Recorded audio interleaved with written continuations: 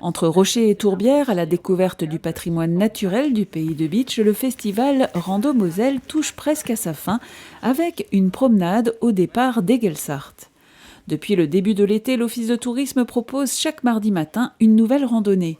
Aujourd'hui, l'itinéraire se focalise sur l'un des milieux naturels les plus emblématiques du pays de Bitche. Alors là, en fait, on est aujourd'hui dans le cœur de la réserve des Rochers et Tourbières du pays de Bitche. Donc c'est vraiment je dirais une zone vraiment emblématique sur le territoire. Donc c'est cette zone finalement qui recouvre 26 sites qui sont éclatés un petit peu partout dans la réserve sur le territoire, donc essentiellement en partie sud-est du pays de Bitche. Et donc cette réserve sur 350 hectares, donc c'est quand même plutôt conséquent.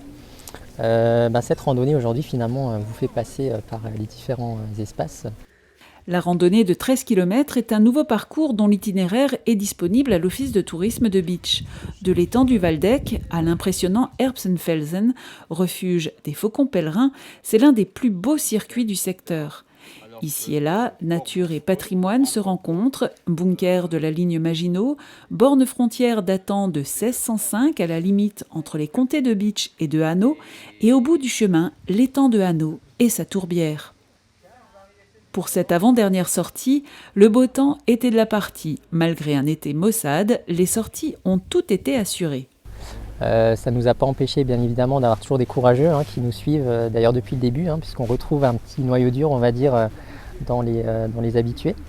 Et on a vraiment pu maintenir toutes les sorties finalement tout au long de la saison, donc c'est ce qui a permis justement d'avoir cette diversité finalement de paysages, diversité de territoires finalement traversés dans le pays de Bitche.